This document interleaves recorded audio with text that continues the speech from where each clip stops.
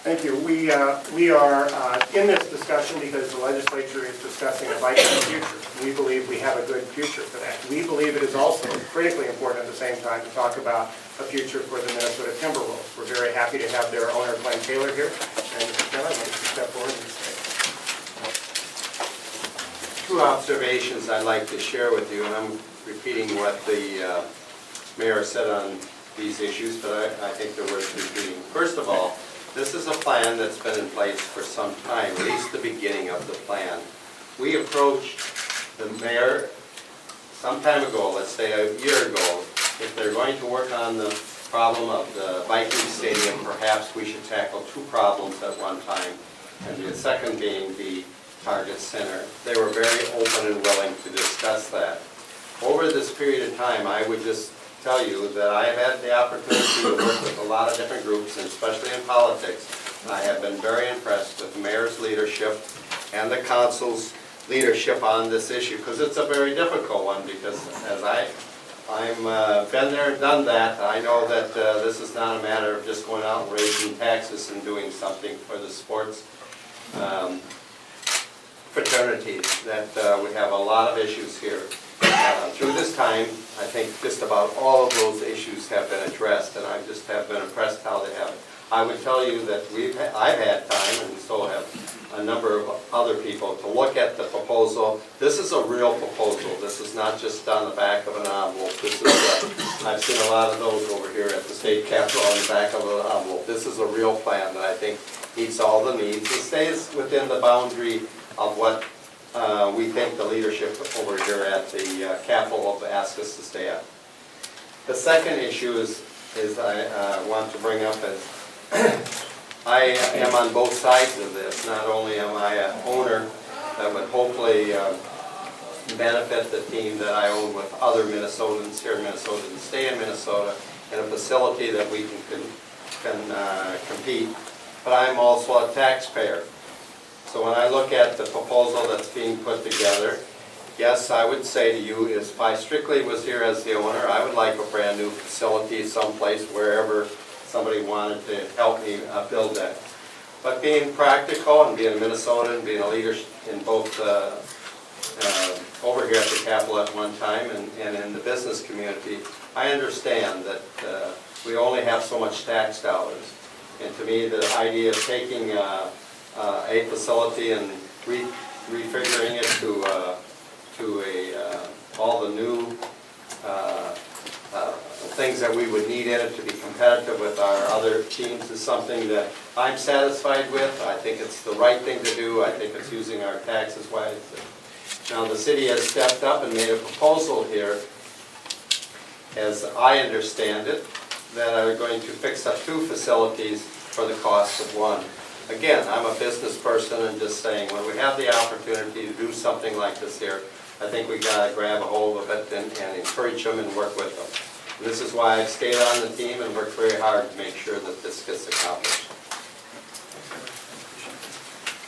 Thank you very much. Thank you very much. And I want to also acknowledge we have Sam Grabarsky, who represented our downtown council, who's done great work on this, Bill McCarthy from the Regional Labor Federation, Scott Gale from the Minneapolis Building and Trade, and many, many other labor representatives in this room. I want to repeat what I said earlier. We have a crisis in the construction industry, and the most significant part of unemployment in the state is in the construction field, and we are talking about a plan that we estimate will put up to 9,000 people to work. That matters. With that, why don't we open it up and ask for any questions. Go ahead. Mayor, what have the Vikings said about your plan? The Vikings have been in ongoing discussions with the Metropolitan Sports Facilities Commission for many months, and have spent a great deal of time talking about their needs and how the facility can work. And so the Sports Facilities Commission worked very hard with them on making sure this project was as good as it could be. We met with the Vikings on Friday. They know that the specs that they gave to the Sports Facilities Commission is what's been used for this. We had a good meeting with the Vikings. We do not have their commitment to this site yet, and we're going to continue to work with them on that. They've been open to it, but they are looking at various options, and they should. What, if anything, have they said about the 45% financial commitment that you propose here? My understanding is that they're supportive of that, but you'll have to ask them that. What about the city's charter amendment dealing with sports facilities, and how would you propose to get around that in a sense? That's a difficult situation we have. We'll be dealing with the legislature on that. I believe what we're doing, however, for the city is something very different than was originally envisioned there. We are actually coming up with a solution to take one building off the tax rolls and thereby lowering property taxes. And so we'll have to be in a discussion both with the legislature and back at our council about that. Do you expect to put this to a vote? This will not be put to a vote. We're coming to the legislature to ask them to allow us to move forward. So you're going to ask them to lift the charter amendment?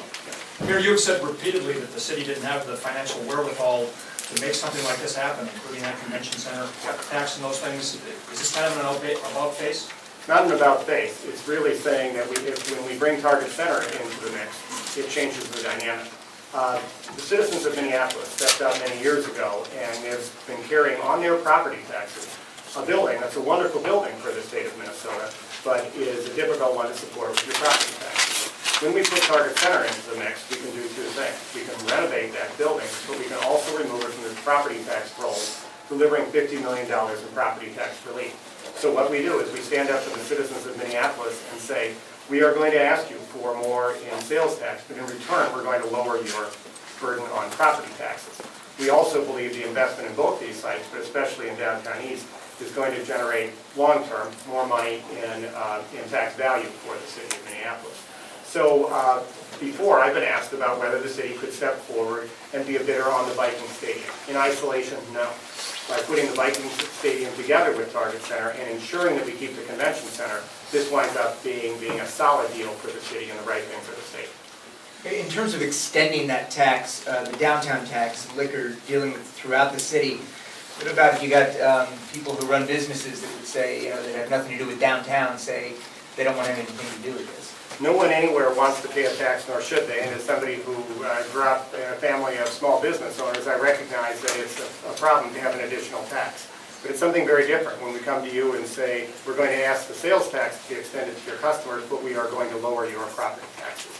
It's a tough trade-off, but it's a trade-off we believe is worth it short-term and definitely worth it long-term as we increase the tax value of the city, which eventually helps more people carry the load. Mayor, why would this be better than the Ramsey County Garden Hill site? Well, first off, I applaud the people in Ramsey County for taking leadership. It's tough to stand at these podiums, and it should be. And I think they've taken great leadership. I applaud their work. I have known about that site for a while, and I think the state needs to move forward on something on that site together. It's going to take more than just the city to do that. There are several significant differences here. However, first, for less than the cost of building at another site, we are delivering not just one building, but two. That is very significant.